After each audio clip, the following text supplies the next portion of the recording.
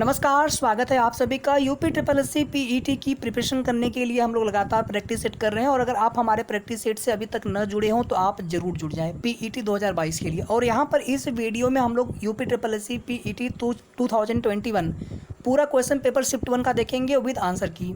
और ये आंसर की ऑफिशियल आंसर की है आयोग की, जो कि रिवाइज्ड आंसर की जारी हुई थी बाद में। पहले जो आंसर की आई थी उसके बाद फिर रिवाइज्ड आंसर की में कुछ बदलाव हुए थे, लेकिन शिफ्ट 2 में हुए थे। शिफ्ट 1 में कोई बदलाव नहीं हुआ था। तो वीडियो को आप जल्दी से लाइक कर दें, शेयर कर दें, और अगर अभी तक आपने चैनल को सब्सक्राइब न किया हो तो सबसे पहले सब्सक्राइब कर लें। पीईटी 2022 के लिए प्रैक्टिस सेट चल रहा है, अगर आप देखना चाहें तो प्लेलिस्ट में जाकर के आप देख लीजिएगा। चलिए स्टार्ट करते हैं। टोटल 15 सेक्शन है, भारतीय इतिहास, राष्ट्रीय आंदोलन, भूगोल, ये सब पूरा मिला करके ग्राफ तालिका तक टोटल 15 सेक्शन है और ये कुल मिला करके 100 क्वेश्चंस यहाँ पर है। चलिए पहले क्वेश्चन से स्टार्ट करते हैं। भारत में शासन करने वाले दिए गए शासकों का काल क्रमानुसार सही क्रम क्या है, आपको ये बताना था। तो यहाँ पर देखिए, शेर शाह सूरी है, अकबर है, अलाउद्दीन खिलजी है, इल्तुतमिश है। तो आप सभी जानते हैं कि पहले गुलाम वंश आया था, इल्तुतमिश यहाँ पर सबसे पहले हो जाएगा। अकबर का अगर शासन काल अगर आप देखेंगे 1565 से 1560-65 से लेकर के 1605 ईस्वी तक। शेर शाह सूरी हुमायूं का समकालीन था और हुमायूं अकबर से पहले का शासक था। तो यहाँ पर सबसे पहले जो अगर काल क्रम में देखेंगे तो सबसे पहला शासक इल्तुतमिश हो जाएगा, उसके बाद अलाउद्दीन खिलजी आएगा, उसके बाद जो है शेर शाह सूरी और इसके बाद जो है अकबर। अगर आप यहाँ पर ऑप्शन देखेंगे तो बी वाला यहाँ पर ऑप्शन करेक्ट है। सेकंड क्वेश्चन देखिए इसके बाद, निम्न में से कौन संत शिवाजी के समकालीन थे? संत तुकाराम। बंगाल के प्रथम गवर्नर जनरल कौन थे? Lord Warren Hastings. ध्यान दीजिएगा, बंगाल के प्रथम गवर्नर पूछा गया होता तो लॉर्ड क्लाइव या रॉबर्ट क्लाइव कह लीजिए, लेकिन यहाँ पर बंगाल के प्रथम गवर्नर जनरल यहाँ पर पूछा गया है, तो यहाँ पर आंसर हो जाएगा वारन हेस्टिंग्स। भारत का प्रथम गवर्नर जनरल आप सभी बता सकते हैं तो बताइए कमेंट करके। और भारत का प्रथम वायसराय। चरक संहिता संबंधित है, तो चरक संहिता चिकित्सा से संबंधित है। फिर पांचवा क्वेश्चन देखिए इसके बाद, निम्न में से कौन सा जोड़ा सही नहीं है? तो यहाँ पर अगर आप देखेंगे कलिंग युद्ध ये सही है, शक संवत की शुरुआत ये भी सही है आपका 78 ईस्वी में, मुस्लिम युग की शुरुआत 622 ईस्वी ये भी आपका सही है, औरंगजेब की मृत्यु जो है 1707 में हुई थी। अच्छा, यहाँ पर हमने जो एक आपको बताया होगा अकबर का जो शासनकाल है वो 1556 से लेकर के शायद 1605 तक, थोड़ा सा उसको आप देख लीजिएगा, मैं थोड़ा सा उसको रिमाइंड नहीं कर पा रहा था। इनमें से किसे भारत के grand old man of India के नाम से जाना जाता है? इन्हीं की एक ड्रेंड थियरी है, धन के निष्कासन का सिद्धांत इन्होंने दिया था, और ब्रिटिश जो un British rule poverty in India इनकी एक पुस्तक का नाम भी है, रक्त गुप्तार भी इनकी एक पुस्तक का नाम है। तो इतने सारे क्वेश्चन हमने आपको बता दिए दादा भाई नौरोजी से संबंधित। देखिए, हमारी कोशिश ये रहती है कि आपको अधिक से अधिक जो है जितना भी आपके रिलेवेंट आपके लिए जो आवश्यक है वो जो भी आपके लिए इसमें सिलेबस के अनुसार जितना भी आपको तैयार रहना चाहिए, क्योंकि ऐसे तो आप देखेंगे भारतीय इतिहास में बहुत कुछ है, लेकिन जो आपके पीईटी एग्ज़ाम को ध्यान में रखते हुए जितना इम्पोर्टेंट है सिलेबस में आपके, उतना आपको अच्छे से तैयार करना है। सन 1915-16 में किसके नेतृत्व में 2 होम रूल आंदोलन शुरू हुए थे? 2 आंदोलन शुरू हुए थे, एक आपका मद्रास प्रेसिडेंसी की तरफ से, एक आपका बम्बई प्रेसिडेंसी में तिलक जी की तरफ से, मद्रास प्रेसिडेंसी में एनी बेसेंट जी की तरफ से। पहला वाला ऑप्शन यहाँ पर करेक्ट है। फिर यहाँ पर देखिए मिलान करना है, तो बहुत आसान सा क्वेश्चन है, ऑप्शन यहाँ पर नीचे है। तो अगर आप यहाँ पर देखेंगे तो ब्रह्म समाज हो जाएगा राजा राम मोहन राय, रामकृष्ण मिशन स्वामी विवेकानंद, आर्य समाज दयानंद सरस्वती, सत्य शोधक समाज ज्योतिबा राव फूले। तो 8वें का यहाँ पर देखेंगे ध्यान से तो सी हो जाएगा करेक्ट आंसर। ठीक है, ऑप्शन देख लीजिए आप इसको, तो मैं थोड़ा सा जूम कर दे रहा हूँ। अच्छा, अगर आपको पीडीएफ चाहिए तो आप हमारे टेलीग्राम चैनल से डाउनलोड कर सकते हैं। करो या मरो का नारा किसने दिया था? बहुत इजी क्वेश्चन है, महात्मा गांधी। बस आपको थोड़ा सा जितना बेसिक है आपको वो अच्छे से पढ़ लेना है, बहुत आपको क्योंकि इसमें मिनिमम एलिजिबिलिटी जो है 10th पास है और 12वीं तक का जो लेवल इसमें है क्वेश्चन पेपर का है। ऐसा है नहीं कि स्नातक तक का लेवल पूछा जाएगा, तो 12वीं तक का, तो उसी हिसाब से आपको तैयारी रखनी है। बहुत ज़्यादा बल्क में आपको पढ़ करके कन्फ्यूज़ नहीं होना, लेकिन जितना आपको पढ़ना है सिलेबस के अनुसार उसमें से आपको कुछ भी छोड़ना नहीं है। और हमारा प्रैक्टिस सेट आप ज़रूर देखते रहिएगा। और यहीं पर मैं आप सभी को बता दूँ, PET 2021 हमने दिया था, उसमें हमारा परसेंटाइल स्कोर हमारा है 99.947। तो बहुत ज़्यादा हमने कोई तैयारी नहीं करी थी, बस हमने सही स्ट्रेटजी से पढ़ाई करी थी और उसके बाद जो है क्वेश्चन पेपर भी अच्छा गया था। तो आप लोग भी कोशिश करिए कम से कम 90+ परसेंटाइल का ही टारगेट लेकर चलिए।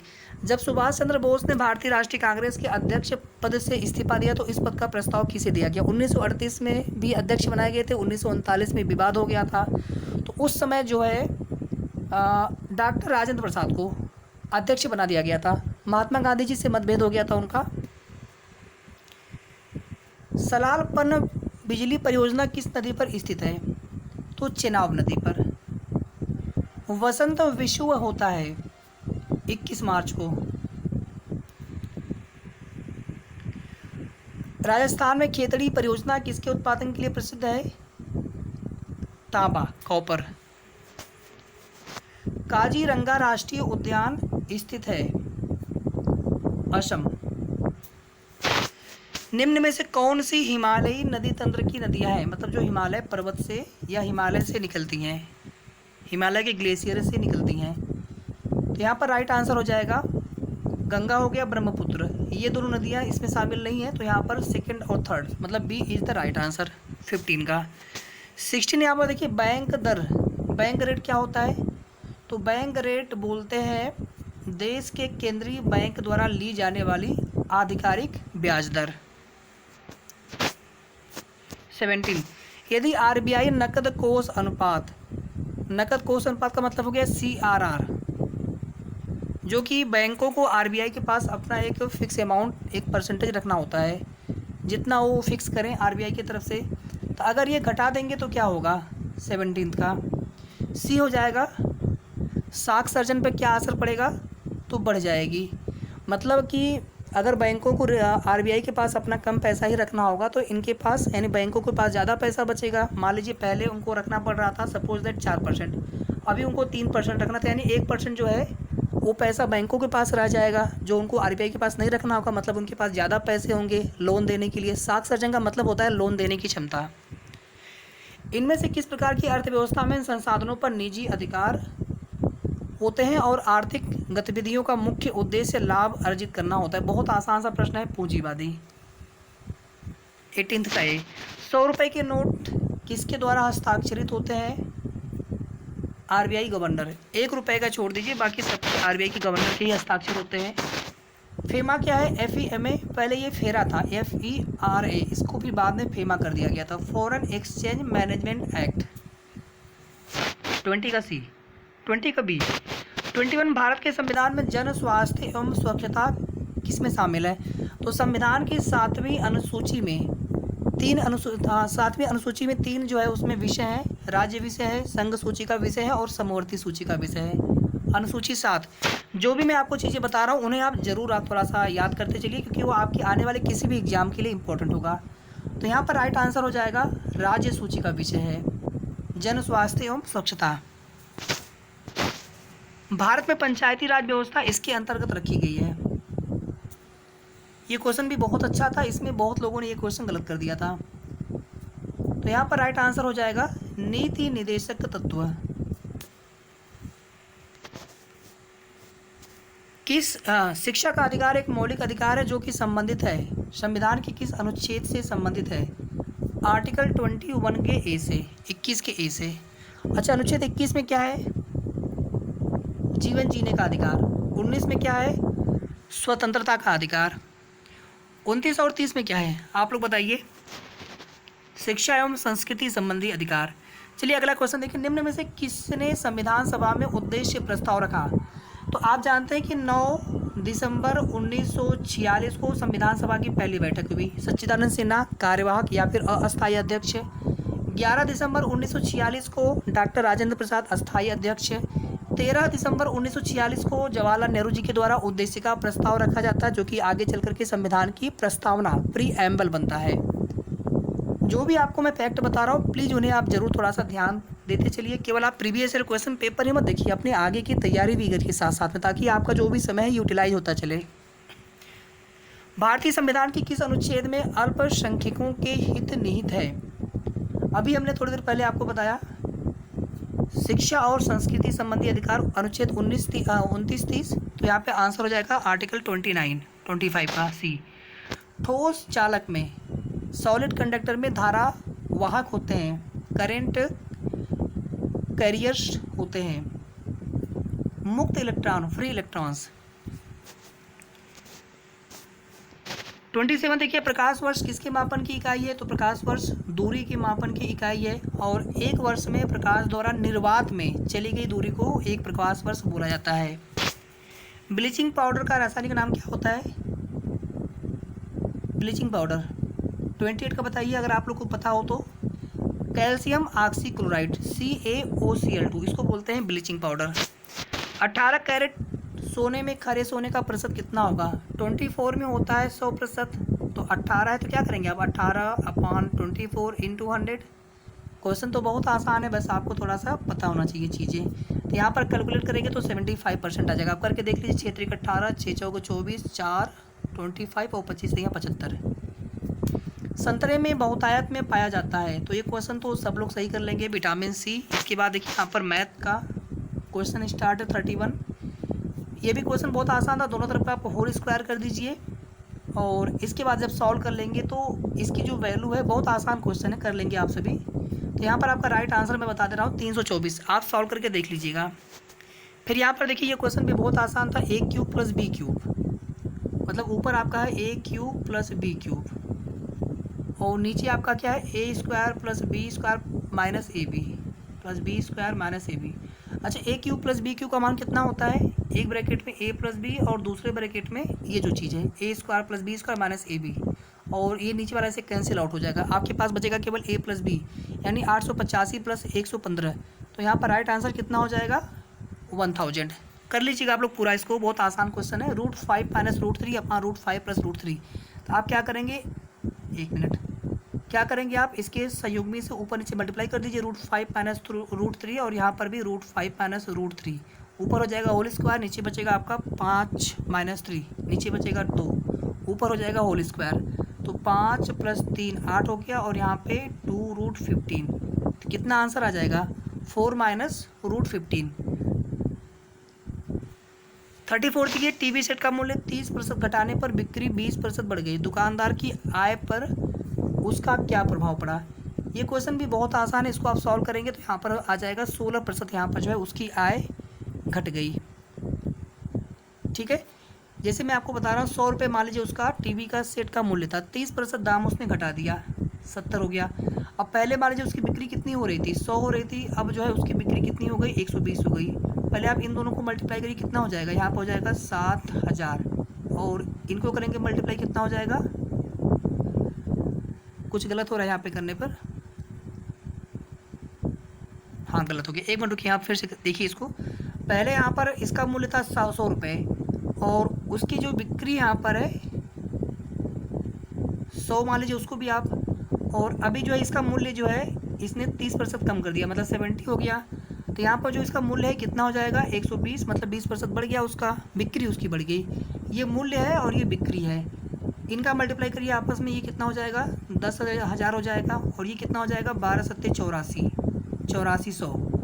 तो अब यहाँ से देखिए आपका आंसर आ जाएगा, कितना आएगा यहाँ से? ये आपका हो जाएगा यहाँ से 1600। ठीक है, इसको प्रतिशत में करेंगे तो 16% घट रहा है, चूँकि 10,000 से यहाँ पर 8400। अच्छा, ये हमारे ट्रिक आपको समझ में आए कि नहीं? हम जब प्रैक्टिस सेट कराएंगे ना, आपको ट्रिक बता देंगे कैसे हमने यहाँ पर ट्रिक अप्लाई किया, बहुत आसान ट्रिक है ये। 34 का डी। 35 देखिए, इसके बाद 4 खिलाड़ियों की औसत उम्र 18.5 वर्ष है। अगर कोच की उम्र भी इसमें शामिल की जाए तो औसत उम्र 20% बढ़ जाती है। तो कोच की उम्र बताइए। ये क्वेश्चन बहुत आसान है, आप लोगों में से कितने लोग इस क्वेश्चन को कर लेंगे? यहाँ पर आंसर देख लीजिए, 37 वर्ष है। ये 4 खिलाड़ियों की औसत उम्र है, तो 4 पचे 20, 4 बट्टे 32, 33, 34, 4 एकम 4, 3, 7। और अगर कोच की उम्र इसमें शामिल कर ली जाए, मतलब इसमें 5 लोग हो गए और औसत जो है 20% बढ़ जा रहा है। मतलब पहले औसत कितना था 18.5, औसत जो है 20% बढ़ गया। मतलब यहाँ पे हो गया 120/100। तो यहाँ पे हो जाएगा 2 छक्का 12, यहाँ पे हो गया 2 पचे 10, 5 3 15, 3 18, 5 7 35, 6 7 42 और 6 3 18, 5 18 4, 6 3 18 4 22। मतलब 22.2। ये 5 के लिए हो गया, तो 5 दूनी 10, 5 दूनी 10 11, अब 5 दूनी 10 11, 111। 111 में से इसको माइनस करिए, देखिए कितना आंसर यहाँ पे मिल रहा है आप सभी को। 37 वर्ष। समझ में आया आप सभी को? पहले आप टोटल निकाल लीजिए, टोटल कितना उम्र है, तो 74 वर्ष। अब 5 लोग हो जाएंगे, तो 5 लोगों की टोटल उम्र कितनी हो गई 111 वर्ष। तो जो डिफरेंस रहेगा वही तो कोच की उम्र हो जाएगी। आप लोगों में से किसी भी क्वेश्चन में किसी को भी डाउट लगे, आप प्लीज़ कमेंट कर दीजिएगा। 35 का डी। 36 देखिए, एकल का विलोम शब्द, बहुल, दर्प का पर्यायवाची। दर्प किसको बोलते हैं? अहंकार को। मन को हरने वाला, मनोहर, बी। गागर में सागर भरना, मुहावरे का अर्थ थोड़े में बहुत करना। बहुत आसान क्वेश्चन है। शुद्ध वर्तनी, महत्वाकांक्षा। इसके बाद देखिए यहाँ पर ये है पैसेज अंग्रेजी का, इसको पढ़ना है और पढ़ने के बाद फिर यहाँ पर आंसर करना। मैं सीधे यहाँ पे आंसर बता दे रहा हूँ, इसको आप पढ़ लीजिएगा, ठीक है। बहुत आसान ये भी है। यहाँ पर आंसर देखिए, सीधे मैं आपको आंसर बता रहा हूँ। A man sided, a many sided personality means, passage के आधार पर, और पर्सन हैविंग वेरिएड इंटरेस्ट। यहाँ पर देखिए ध्यान से, मेनी साइडेड पर्सनालिटी मतलब reading, writing, enjoyed, fighting, political, social evils, resist, tyranny, कितने सारे पर्सनालिटी उसके पास आ गई। तो उसी के हिसाब से आपको यहाँ पर आंसर करना था कि a person having varied interest, मतलब कई तरह के जो है उसके इंटरेस्ट हैं। पंडित नेहरू इंजॉयड, क्या इंजॉयड, अभी हमने पढ़ा जो जस्ट पैसेज में। Doing all this and much more, मतलब रीडिंग, राइटिंग। यहाँ पर देखिए लिखा है ना, Pandit Nehru enjoyed reading, writing, fighting political, social evils, resisting tyranny, सभी इसमें हो जाएगा। बल्कि मैं आपको पैसेज के आधार पे मैं आपको यहाँ पर आंसर बता रहा हूँ, एक बार देख लीजिए। आप थोड़ा सा समय लगे, ठीक है, लेकिन पूरा देख लीजिए अच्छे से इसको। Which are the following statements reflects Pandit Nehru's point of view. अगर ध्यान से देखेंगे इसमें, तो यहाँ पर science and humanity are equal important. इन्होंने साइंस के बारे में भी बोला है और ह्यूमैनिटी के बारे में भी। इन्होंने अपने इसमें कई सारे लॉजिक दे रखे हैं उसमें, उसके बारे में। तो यहाँ पर तीसरा वाला जो सी है वो राइट आंसर हो जाएगा 43 का। सभी आंसर मैं बिल्कुल करेक्ट बता रहा हूँ, और आयोग ने जो अपने संशोधित आंसर की जारी किया था उसके आधार पर मैं आपको आंसर की बता रहा हूँ। शिफ्ट 2 का क्वेश्चन पेपर विद आंसर की मैं आपको इसके बाद अपलोड कर दूंगा, उसे भी आप ज़रूर देख लीजिएगा। और वीडियो को आप सभी प्लीज़ लाइक शेयर कर दीजिएगा। और अगर आप PET 2022 की प्रिपरेशन कर रहे हो तो आप हमारे चैनल से ज़रूर जुड़ें। बहुत बड़ा नाम तो हमारा नहीं है, लेकिन आप सभी को हम विश्वास दिलाते हैं कि आपको ऐसा हम यूनिक प्रैक्टिस सेट प्रोवाइड कराएंगे कि आप अगर थोड़ा सा मेहनत अगर अपने एंड से कर लेंगे तो 90+ परसेंटाइल आपके आने ही आने हैं। Give synonym for the following. Famous का सिनोनिम क्या होगा? पर्यायवाची। बहुत आसान क्वेश्चन है। पॉपुलर, प्रसिद्ध। Give antonym for the following. यहाँ पर आपको बताना है विलोम शब्द। ट्रांसपेरेंट का ओपेक होता है, पारदर्शी, और एक हो गया आपका कि पारदर्शी ना हो। फिर यहाँ पर देखिए पक्षी विज्ञानी, ये आपका एक तरह से रीजनिंग वाला क्वेश्चन हो गया। पक्षी विज्ञानी, पक्षी के जो विज्ञान, पक्षी के लिए पक्षी विज्ञानी हो गया। बर्ड्स का जो अध्ययन करने वाले होते हैं ऑर्निथोलॉजिस्ट। तो इसी तरह से नृविज्ञानी मतलब एंथ्रोपोलॉजिस्ट किसको बोलते हैं? जो मानव का अध्ययन करते हैं, मैन काइंड का अध्ययन करते हैं, उनको बोलते हैं नृविज्ञानी, एंथ्रोपोलॉजिस्ट। 46 का सी। 47 देखिए उस शब्द का चयन कीजिए जो समूह के बाकी शब्दों से मेल नहीं खाता है। तेल। बाकी ये सभी आप देखिए दूध के बने प्रोडक्ट हैं। किसी निश्चित कोड में प्रोडक्शंस को ये लिखा जाता है, उसी कोड में ओरिएंटेशन किस प्रकार लिखा जाएगा। आप ध्यान से देख लीजिए प्रोडक्शंस ये कौन सा टर्म, कौन सा ये यहाँ पर पैटर्न फॉलो हो रहा है। PQQROP।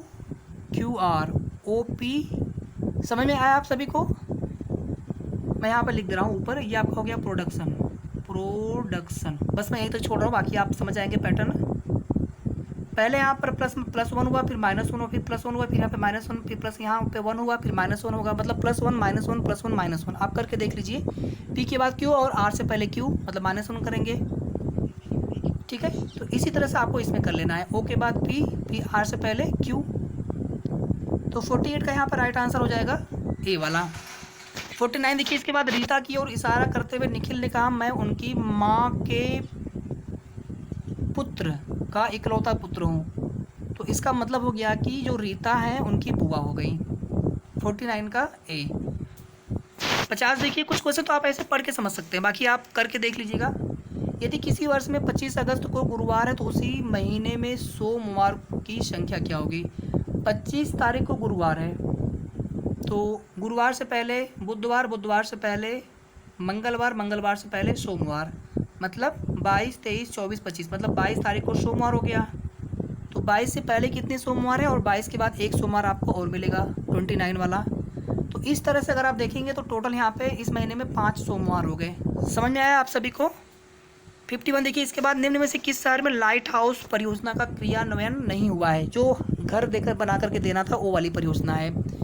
तो इसमें अगर आप ध्यान से देखेंगे तो पटना शामिल नहीं है, बाकी ये तीनों शामिल हैं। इसके अलावा कुछ और भी शहर हैं। तो क्रियान्वयन नहीं हुआ है पूछा था आपसे, पटना हो जाएगा। 51 का डी। कौन सी भारतीय दूरसंचार कंपनी विश्व की 5वीं सबसे देखिए, ये तो कुछ करंट अफेयर वाले जो क्वेश्चन है ना, उन्हें हमें इस समय के हिसाब से देखना चाहिए। बाकी मैं थोड़ा सा आपको आंसर बता दे रहा हूँ जल्दी जल्दी। तो यहाँ पर ए था इसका राइट आंसर। फिर यहाँ पर BOLD, bamboo oasis on lands in drought परियोजना हाल ही में भारत के किस राज्य में शुरू की गई है? तो ये था आपका राजस्थान में। संयुक्त राष्ट्र की कोवैक्स योजना। देखिए, ये सब क्वेश्चन पढ़ने का मतलब नहीं, मैं फिर रिपीट कर रहा हूँ क्योंकि ये सब पुराने करंट अफेयर क्वेश्चन है। आपको नए करंट अफेयर पढ़ना है, एटलीस्ट कम से कम 8-9 महीने पहले तक का या फिर साल भर तक का जो आपका है। एग्जाम आपका सितंबर में होना है, 2020 वाला PET का। 54 का आंसर केवल देख लीजिए बस यहाँ पर, घाना इसका आंसर हो जाएगा। 55 देख लीजिए, 55 का जो आंसर होगा, ये क्वेश्चन ठीक है। 55 का जो आंसर होगा सिरिसा बांदला। ध्यान दीजिएगा, भारतीय मूल की 3 अंतरिक्ष यात्री मतलब हैं, लेकिन उसमें से 2 ऐसी लोग हैं जिनका जन्म भारत में हुआ है। यहाँ पर क्वेश्चन है कि भारतीय मूल की दूसरी अमेरिकी अंतरिक्ष महिला यात्री, तो यहाँ पर राइट आंसर सिरिसा बांदला ही होगा। कल्पना चावला, सुनीता विलियम्स और सिरिसा बांदला 3 लोग हैं। उस भारतीय पहलवान का नाम क्या है जिस पर हाल ही में डोपिंग के लिए 2 साल का प्रतिबंध लगाया गया है? सुमित मलिक। भारत का कौन सा प्रथम राज्य जहां end to end e cabinet प्रणाली लागू की गई? 57 का हो जाएगा बी, हिमाचल प्रदेश। किस भारतीय मंत्रालय द्वारा हाल ही में 2019-20 के लिए UDISE शुरू किया गया था? तो ये आपका हो जाएगा शिक्षा मंत्रालय। ठीक है, शिक्षा मंत्रालय इसका आंसर होगा। 59 देखिए, इस बीबो का दिया हुआ यहाँ पर ब्रांड एम्बेसडर। तो कुछ करंट अफेयर वाले क्वेश्चन हम लोग देख लेंगे, स्पोर्ट्स से संबंधित या फिर कोई जो स्पोर्ट्स के खिलाड़ी जिनको ब्रांड एम्बेसडर कहीं पर बनाया गया हो या फिर कुछ बनाया गया हो, वो हम क्वेश्चन आपको करंट अफेयर में करा देंगे। उसके लिए बिल्कुल आप टेंशन फ्री रहिए। अगर आप PET सभी लोग करेंगे तैयारी, हम लोगों की मजबूरी भी है, 1 साल के लिए वैलिड ही है PET 2021। तो यहाँ पर राइट आंसर है ए, विराट कोहली। आर्टिफिशियल इंटेलिजेंस आधारित एक पोर्टल है सुपेस, इसको भारत के सर्वोच्च न्यायालय में जो है शुरू किया गया था। चलिए करंट अफेयर यहाँ से फिनिश। जीके, कितने भारतीय राज्य नेपाल से सीमा साझा करते हैं? तो यहाँ पर राइट आंसर हो जाएगा 5। आप लोग नाम बता सकते हैं 5 राज्य का। निम्न में से कोस्टा रिका की राजधानी कौन सी है? कोस्टा रिका, सान जोन्स। केंद्र शासित प्रदेश लक्षद्वीप की आधिकारिक भाषा, तो लक्षद्वीप किसके पास है? केरला के पास है, तो वहाँ से थोड़ा सा आप आइडिया लगा सकते हैं, मलयालम। केरला की भाषा है मलयालम। भारत के संविधान के अनुसार लोकसभा में सदस्यों की अधिकतम संख्या क्या है? ये क्वेश्चन बहुत लोगों ने गलत कर दिया था, इसको आप ध्यान से सुन लीजिए एक बार। यहाँ पर राइट आंसर होगा 552। देखिए हुआ इसमें क्या है कि जो 2 इंडो आंग्ल का है 104वें संविधान संशोधन के द्वारा ये मतलब उसमें किया गया कि अब जो है इनके कार्यकाल को आगे नहीं बढ़ाया जाएगा, मतलब अब इन 2 इंडो आंग्ल सदस्यों का मनोनयन नहीं किया जाएगा। लेकिन इन सीटों को समाप्त नहीं किया गया। अगर ये पूछता कि कितने लोकसभा सदस्यों का निर्वाचन किया चुनाव किया जाएगा, तो आपका राइट आंसर होगा 550। लेकिन कितनी संख्या है, वर्तमान में भी संख्या 552 ही है, लेकिन 2 इंडो आंग्ल सदस्यों का चुनाव या फिर उनका निर्वाचन नहीं किया जाएगा, मतलब उनका मनोनयन, कुछ तो मनोनीत होते हैं लोकसभा में, अब वो समाप्त हो चुका है। अब जितने भी लोग हैं सभी निर्वाचित होकर के आएंगे। क्वेश्चन आप सभी को समझ में आ गया? तो यहाँ पर राइट आंसर है 552। हिंदी दिवस कब मनाया जाता है? तो यहाँ पर लिखा नहीं है कि राष्ट्रीय या फिर विश्व हिंदी दिवस, 2 क्वेश्चन इसमें बनते हैं। तो 14 सितंबर को मनाया जाता है राष्ट्रीय हिंदी दिवस। इनमें से कौन सा देश सार्क का सदस्य देश नहीं है? 66 का डी, ये नहीं है, बाकी ये सभी देश हैं। भारत है कि नहीं इसका मेंबर, बताइए आप सभी। सार्क, अब आप समझ गए होंगे, जहाँ नेपाल है, बांग्लादेश है, अफगानिस्तान है, तो भारत उसमें क्यों नहीं होगा, भारत भी उसमें मेंबर है। 67 देखिए, आसियान का सदस्य भारत है कि नहीं? यहाँ पर देखिए, निम्न में से किस स्थान पर अजंता एलोरा की गुफाएं स्थित है? औरंगाबाद, महाराष्ट्र में। ओणम किस भारतीय राज्य या फिर केंद्र शासित प्रदेश का सांस्कृतिक उत्सव है? तमिलनाडु का। ओणम जो फसल कटाई वाला त्यौहार है, बिहू हो गया असम का, इसी प्रकार से और भी 2-3 त्यौहार है जो कि पूछे ही जाते हैं एग्जाम में, इनको आप बहुत अच्छे से याद रख लीजिए। निम्न में से कौन सा ग्रह सूर्य के सबसे नज़दीक है? बुध, सबसे आसान क्वेश्चन। नोबेल पुरस्कार जीतने वाले प्रथम एशियाई कौन थे? तो हमारे देश के हैं, रविन्द्रनाथ टैगोर जी, गीतांजलि के लिए। फिर देखिए यहाँ पर आ गया आपका हिंदी का पैसेज, ये गांधी जी के ऊपर है, अहिंसा रूपी अस्त्र। एक बार पढ़ लीजिए इसको जल्दी आप सभी, मैं भी पढ़ रहा हूँ उसको फटाफट, और उसके बाद हम आंसर करेंगे इसके ऊपर बेस्ड ऑन। चलिए, विश्व में शांति क्यों आवश्यक है? हमें पैसेज के आधार पर आंसर देना है, आपको अपना लॉजिक यूज नहीं करना है, मानव जाति के विकास के लिए। 72 देखिए, विश्व शांति की स्थापना के लिए सबसे आवश्यक, पैसेज के हिसाब से आंसर देना है अहिंसा और प्रेम। कठोर से कठोर हृदय को भी कोमल बनाया जा सकता है अहिंसा द्वारा। अच्छा, आप लोगों में अहिंसा का, अच्छा छोड़ दीजिए, बाद में करेंगे इसको। किसी भी राष्ट्र के स्वर्णिम युग के प्रमुख तत्व हैं पैसेज के अनुसार? शांति, सुख और रचनात्मक कार्य।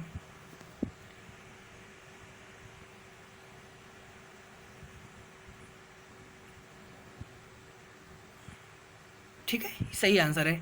फिर देखिए यहाँ पर 75, नितांत शब्द का उपर्युक्त पर्याय बताइए। सभी आंसर की ऑफिशियल जो यूपीएससी ने संशोधित आंसर की जारी करी थी उसके आधार पर है। सभी आंसर मैं आपको बिल्कुल 100% गारंटी के साथ मैं आपको सही बता रहा हूँ। हो सकता है बताने में कहीं पर त्रुटि हो गई हो, लेकिन मैं सही बता रहा हूँ सभी आयोग के ऑफिशियल आंसर की के अनुसार, रिवाइज ऑफिशियल आंसर की के अनुसार। वीडियो को आप सभी प्लीज़ लाइक शेयर करते रहिएगा। और ये शिफ्ट 1 का क्वेश्चन पेपर है, इसके बाद नेक्स्ट वीडियो में हम लोग शिफ्ट 2 का भी क्वेश्चन पेपर देख लेंगे, उसको भी आप देख लीजिएगा। पीईटी 2022 का प्रैक्टिस सेट चल रहा है, वो प्रैक्टिस सेट आप सभी, पिछला प्रैक्टिस सेट जितने भी अपलोड है उन्हें जाकर के तुरंत देख लीजिए, आगे भी आपको प्रैक्टिस सेट मिलते रहेंगे। 90% का टारगेट लेके चलिए आप सभी, कम से कम। नितांत शब्द का उपयुक्त पर्याय क्या होगा? बिल्कुल,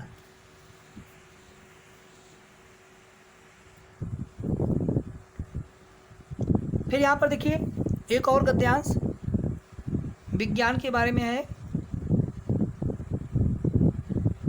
चलिए अब आंसर देख लेते हैं इसके ऊपर बेस्ड ऑन।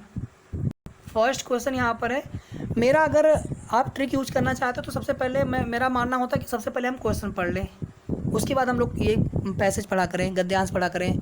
आप कभी करके देखना इसको, आपको लगेगा कि ये ट्रिक तो बहुत अच्छी है। हम पहले गद्यांश पढ़ते हैं, फिर क्वेश्चन पे आते हैं, फिर गद्यांश पढ़ते हैं। आप पहले क्वेश्चन ही देख लीजिए, उससे होगा ये कि फिर आप जब गद्यांश पढ़ेंगे तो आपको आंसर ढूंढना नहीं पड़ता, आपको आंसर मिलते जाएंगे और आप तुरंत जो है आंसर टिक करते जाएंगे। तो 76 का राइट आंसर हो जाएगा बी।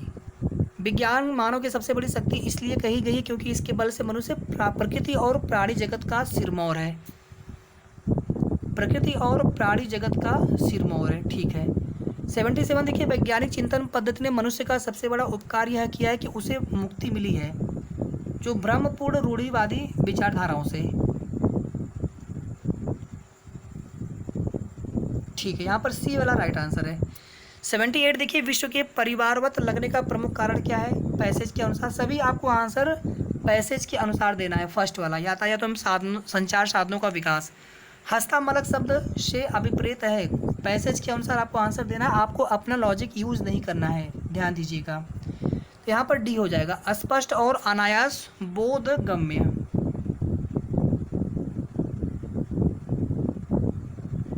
ठीक है।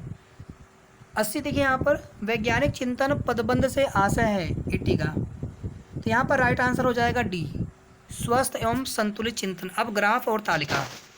सबसे पहले यहाँ पर ग्राफ है। एक परीक्षा में 7 छात्रों के इतिहास और भूगोल के अंकों का अनुपात दर्शाया गया है।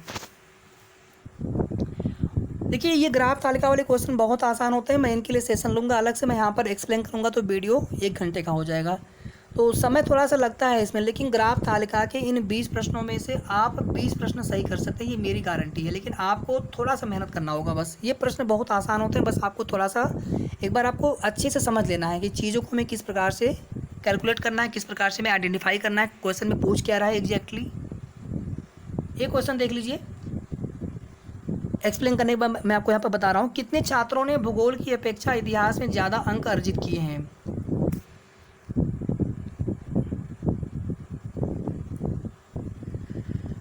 तो ध्यान से देखिए आप, 7 छात्रों के इतिहास और भूगोल का अनुपात है, मतलब ऊपर हिस्ट्री और इसका अनुपात है जियोग्राफी से। तो अगर ये अनुपात 1 से बड़ा हुआ तो हम कहेंगे कि हिस्ट्री में ज़्यादा अंक है उसके, और अगर ये 1 से छोटा हुआ तो हम बोलेंगे जियोग्राफी में अंक ज़्यादा है। ये तो समझ में आ गया सभी को। तो यहाँ पर देखेंगे जैसे यहाँ पर 1.25 मतलब यहाँ पर हिस्ट्री में ज़्यादा अंक उसने पा रखे, लेकिन यहाँ पे पूछा कितने छात्रों ने भूगोल की अपेक्षा इतिहास में ज़्यादा अंक अर्जित किए हैं। तो 1 2 3,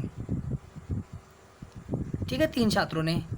और जो ये है 1 से कम वाला है, मतलब ये क्या है, 1 से कम का मतलब क्या हुआ, मतलब जियोग्राफी में ज़्यादा उसके अंक है हिस्ट्री से।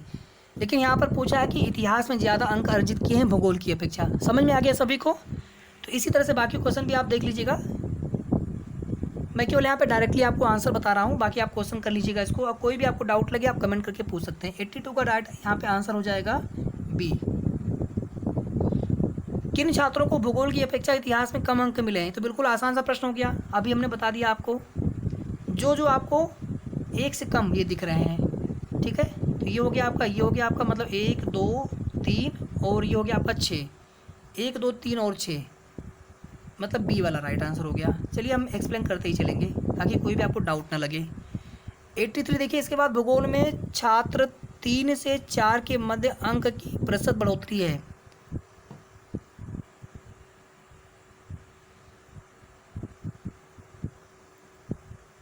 तो इसमें हमारे पास कोई डेटा नहीं है कि एग्जैक्टली भूगोल में कितने उसके अंक हैं। आप यहाँ पे ध्यान से देखिए, यहाँ पर अनुपात दिया हुआ है, कहीं पर दिया है क्या भूगोल में कितने अंक है उसके, कहीं पर।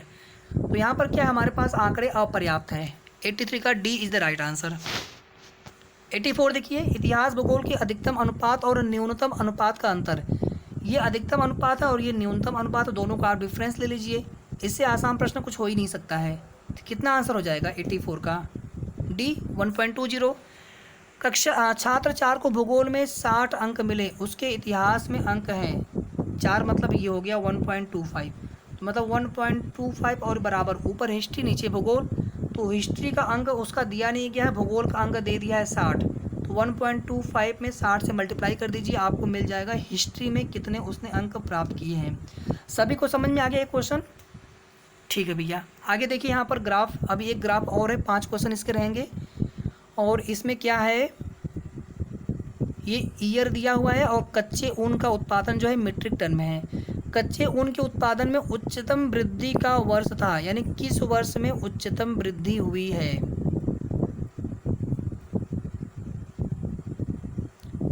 तो यहाँ पर राइट आंसर हो जाएगा 2016-17। हमें कैसे करना है इसको, इन दोनों का डिफरेंस लेते जाइए। अब यहाँ पर देखिए 53 से 65 हुआ, मतलब 53 के सापेक्ष, नीचे आपका 53 हो गया, ऊपर आपका 65 माइनस 53, ये हो गया आपका। और यहाँ पे इंटू आप 100 कर दीजिएगा, कितने प्रतिशत वृद्धि हुई है। 65 से 76 हुआ है, मतलब 11/65 और गुणे यहाँ पर 100, कितने प्रतिशत वृद्धि हुई है। ऐसे आप कैलकुलेट कर लेंगे। इसका देख लीजिएगा, इसका देख लीजिएगा, इसका क्यों देखेंगे, यहाँ पर घट रहा है 17 18 से 18 19, जहाँ पे बढ़ोतरी हो रही है। तो क्या करते हैं, डिफरेंस लेते हैं और जिसके सापेक्ष निकालना होता है उसको हम नीचे और पान में रखते हैं। सभी को समझ में आ गया कैसे हमने ये क्वेश्चन किया, यहाँ पर कैसे हमने आपको यहाँ पर आंसर बताया। 87 क्या है, पहले 4 वर्षों के उत्पादन की तुलना में अंतिम 4 वर्षों में कच्चे ऊन का उत्पादन कितना प्रतिशत बढ़ गया। पहले 4 वर्ष का उत्पादन आप सभी जोड़ लीजिए आपस में, फिर लास्ट के 4 वर्ष का जोड़ लीजिए और कितना प्रतिशत वृद्धि हुआ। तो जो लास्ट में चारों जोड़े आप हैं उनको आप इनमें से आप ये चारों जोड़ करके इनको माइनस कर लीजिएगा, 56, 51, 53, 65। फिर जितना डिफरेंस आएगा उसको आप डिवाइड कर देंगे ये वाला जो सम है, और यहाँ पे आप जो है 100 से मल्टीप्लाई कर देंगे। 8 वर्षों के दौरान औसत उत्पादन था, तो क्या करेंगे आप सभी को जोड़ लीजिए आपस में, 56 + 51 + 53 + 65 + 76 + 58 + 68 और + 73 और अपान 8। तो यहाँ पर राइट आंसर हो जाएगा। अच्छा 87 का आंसर देख लीजिए आप लोग, बाकी कर लीजिएगा पूरा क्वेश्चन को, छोड़िएगा मत। 22.2 और 88 का राइट आंसर यहाँ पर है 62.5 मीट्रिक टन। 89 उत्पादन में पिछले वर्ष की तुलना में अधिकतम प्रतिशत घटत किस वर्ष रही। तो पहली बात कहाँ कहाँ पर घटोतरी हुई पहले आप वो देख लीजिए, कहाँ कहाँ पर घटा है। यहाँ पर घटा है, यहाँ पर घटा है, बस 13-14 से 14-15 और 17-18 से 18-19। तो किस में ज़्यादा घटोतरी हुई है आप करके देख लीजिएगा। कैसे करेंगे, डिफरेंस ले लेंगे और पहले वाले को सापेक्ष मतलब निकालना है तो उसको आप डिवाइड में कर लेंगे। तो यहाँ पर राइट आंसर हो जाएगा 89 का ए। 2018-19 2014-15 में कच्चे ऊन का उत्पादन 2019-20 के उत्पादन का कितना आपको ये बताना, 14-15, 19-20। तो 19-20 के सापेक्ष निकालना है, तो 19-20 में कितना है 68, इसको अपान में करिए, और 14-15 मतलब 51, यानी 51/68, 51/68। 17×3 = 51, 17×4 = 68, 3/4, 90 का डी। किसी भी क्वेश्चन में आपको डाउट नहीं होना चाहिए। फिर यहाँ पर देखिए तालिका वाला प्रश्न आ गया, 5 सेल्समैन द्वारा अर्जित वार्षिक कमीशन दिया हुआ है। ये वर्ष हो गया यहाँ पर, और इनका सेल्समैन का कमीशन यहाँ पर हो गया 5 वर्ष में। ए का 15 में कितना कमीशन है, 16 में कितना कमीशन है, 17 में, 18 में, 19 में, 20 में। बस थोड़ा सा कैलकुलेशन है, क्वेश्चन बहुत आसान है ये सभी। तो किस वर्ष में सेल्समैन सी द्वारा अर्जित कमीशन पिछले वर्ष की तुलना में अधिकतम वृद्धि दर्शाता है। 16, 17, 18, 19 4 ऑप्शन, तो हम 4 को ही चेक करेंगे केवल, बाकी से मतलब नहीं है। 16 में इतना है, 17 में इतना, 18 में इतना और 19 में इतना। तो यहाँ पर राइट आंसर हो जाएगा ए 2016। 2016 में 28,500 है। अगर इसको देखेंगे हम पिछले वर्ष की तुलना मतलब 15 से तुलना करेंगे तो इसमें जो है वृद्धि अधिकतम दर्शाता है। बाकी आप देखेंगे 17 में कम हो गया, 18 में फिर बढ़ा है। ठीक है, माफ़ी चाहूँगा यहाँ पर क्वेश्चन गलत हमने बता दिया आपको, हमें सी का देखना था। हम यहाँ पर गलती से हम यहाँ पर ए का देख रहे हैं, सी का देखिए। 26,200 से 27,800 हुआ, फिर यहाँ 27,800 से 28,000 हुआ, 28,000 से 200 से 29,100 हुआ, 29,100 से 29,400। अधिकतम वृद्धि देखिए यहाँ पर हो रही है 26,200 से 27,800, मतलब 2016 में जो है अधिकतम वृद्धि हो रही है, प्रतिशत वृद्धि हो रही है अपने पिछले वर्ष की तुलना में। सभी को क्लियर है ये क्वेश्चन। 92 देख लीजिए यहाँ पर, इसका राइट आंसर हो जाएगा ए। कर लीजिएगा आप सभी, कोई भी डाउट लगे आप प्लीज़ पूछ लीजिएगा। 93 का राइट आंसर देख लीजिए डी। तो ये क्वेश्चन कैसे करेंगे आप, पहले आप इसका स्क्रीनशॉट लेके रख लीजिए या फिर इसको आप कॉपी में लिख लीजिए पहले, उसके बाद फिर आप क्वेश्चन देखते चलिए और क्वेश्चन को आप आंसर करते चलिए। तो 93 का राइट आंसर यहाँ पर है डी। डी मतलब ये वाला ऑप्शन सी। 94 का राइट आंसर देख लीजिए सी यहाँ पर है, और 95 का राइट आंसर यहाँ पर देख लीजिए डी, मतलब इनमें से कोई नहीं। फिर देखिए यहाँ पर दूसरा वाला जो तालिका है, विभिन्न महीनों में 4 शेयर ब्रोकर में खुले खातों की संख्या सैकड़े में दिया हुआ है। मई में एंजल के 2500 खाते खुले, जून में 2800, जुलाई में 3500, इसी तरह से आगे आप देख लीजिएगा। फिर शेर खान के खाते खुले हैं मई में 2200, जून में 1800, जुलाई में 3200, अगस्त में 3000 मतलब 3000, सितंबर में 4500। सैकड़ों में है, ध्यान दीजिएगा। इसी प्रकार से जीरोधा का, उसी प्रकार से ट्रेडेबल का। तो यहाँ पर क्वेश्चन क्या है कि निम्न में से किस महीने में खुले खातों की औसत संख्या औसत महत्तम है। तो हम क्या करेंगे, यहाँ पर सभी को आप जोड़ लीजिए, जोड़ के यहाँ पर टोटल लिखते जाइए फटाफट, ये आपको बाद में भी काम देगा आगे के क्वेश्चन में। और 5 से डिवाइड करेंगे तो आपको औसत मिलेगा, तो आप डिवाइड मत करिए क्योंकि सभी में 5 से ही डिवाइड करना है। आप देख लीजिएगा जो संख्या सबसे ज़्यादा होगी जोड़ने पर, जो सम सबसे अधिक आएगा तो उनके लिए नहीं, निम्नलिखित में से किस महीने में खुले खातों की संख्या की औसत महत्तम है? आपको ये निकालना था, ये आपको ऐड करना है ऐसे ऐसे, ठीक है। थोड़ा सा ध्यान से देखिएगा यहाँ पर, इनको यहाँ पे हम जोड़ लेंगे और जो सबसे यहाँ पर अधिक संख्या मिलेगी आपको जोड़ने के पश्चात, उसी महीने का औसत संख्या सबसे महत्तम होगा। फिर देखिए 97 अगस्त में खुले खातों की संख्या जून में खुले खातों की संख्या से लगभग कितने प्रतिशत कम या ज़्यादा थी? अगस्त और यहाँ पर है सितंबर जून।